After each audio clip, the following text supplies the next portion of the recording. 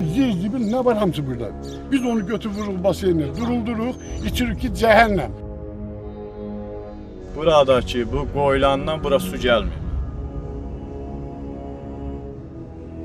Su kollektorlara axıdırlar, şor kanallara da axıdırlar. 59 dərəcə ki, maşın nə tər qızımsa dəmir. Dəmir nə qədər qızmışsa 59 dərəcə. Salyanın Kürsəngi kəndinin sakinləri illərdir ki, su sarıdan əziyyət çəkir. Sakinlərin dediyinə görə burada içməli su ən böyük problemlərdən biri olaraq qalır. Kənddən keçən yalnız bir kanal var ki, həmin kanala da suyun verilişi günlərlə ləngiyir. Özümüz şəhid qardaşıyam. Bax, biz 30 ildir bu zülümdür. Görsən yaşayan bir dənə bağımız, bərətimiz, yaşıllığımız qalmıyor. Sən bir yonca əkmişik, yonca da yanır. İçməli su heç vaxt şey yoxdur burada. Bu su var ha, texnik sudur. Həyətkanı sulamaz. Buradakı öz bilirsiniz, kanalın üstünə düşün, gedir. Bütün zibil ne var hamısı burada. Biz onu götürürük basenine, durulduruq, içirik ki cəhənnəm. Yaşayışımız olsun. Bak 4 aydır, 3 aydır suyumuz yoktu. Mağıl 2 ayda bir dəfə gəlirdi, 30 tonluq basenimiz vardı. Doldururduk. İçirdik, heyvanımıza, qaramıza da verdik. 4 aydır bu gündür. Güya ki, bələdiyyə fondunda deyil bura. Bələdiyyə fondunda deyil, bura Wi-Fi-ni çəkiblər, qazın, suyun, hər şey, işığını veriblər. Bir dənə suya gələndə bizdə problem yaranır. Həm içməyə, həm təsərrüfata, həm də heyvan qarıya. Hamısı bu ilə bizə, o da gəlib çıxmır. Bu hadisə bu ildən olub. Olub vaxtı ilə 6-7 il bundan qabaq. Suyumuz vəziyyət çətin idi.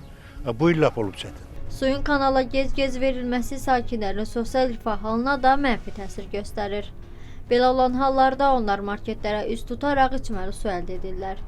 Kənd ərazisində olan içməli su qurğularının da istismarı yararsız olması diqqətimizdən yayınmadı. Sakinlər deyir ki, kanala suyun gec-gec verilməsi bir yana qalsın, içməli su qurğusunun nə vaxt vəziyyətdə olduğunu artıq xatırlamırıq. Buradaki bu qoyulandan bura su gelmiyor. Dəfələrlə müraciət edirik. Biri deyir filtr yoxdur, biri deyir qurğuya su bu axırıncan gəlib çıxmır su. Ona görə də ki, su ilə təmin edilə bilmir. Bizdən qabaqki kəndlər, cəmaətlər əkirlər, suyu istədikləri kimi istifadə edirlər, amma bu xalqı, bu cəmaəti nəzərə almırlar. Bura su gəlib çıxmır. Hal-hazırda gedib qabaqdakı kəndlərə də baxmaq olar. Yəni bəzi yerlərdə, bəzi kəndlərdən su kollektorlara axıdırlar, şor kanallara da axıdırlar. Heç olmasa üzərimizi yumağa su versinlər.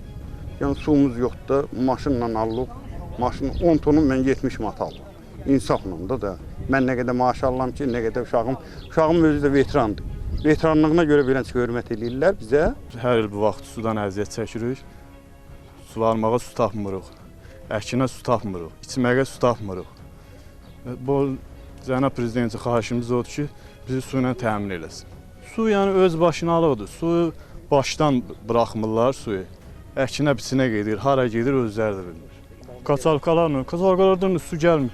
Bir dəqiqə gedəyin birini yoxlayalım, görəyin oradan su gəlir. Yoxdur. Dəfələrlə demişik, baxan yoxdur. Kürsəngi kəndinin su problemi ilə bağlı Qaraçala Sudan İstifadə Birliyinin sədri Anar Həsənovla əlaqə saxladıq. Qeyd edim ki, Kürsəngi kəndində son günlər yaranan su problemi barədə məlumatlıyıq. Artıq kanala suyun verilişi bərpa olunmuşdur. Nəzərə alsaq ki, kanal Kürsəngi kəndinə qədər 9 kənddən keçir. Bu səbəbdən suyun verilişində gecikmələr yaranır. Qısa müddətdə Kürsəngi kəndi su ilə tam təmin olunacaqdır. Ümid edirik ki, Salyan rayonu Kürsəngi kəndinin su problemi tez bir zamanda kökündən həll olunacaq və sakinlər bu qızmar yay günlərində su ilə sınağa çəkilməyəcək.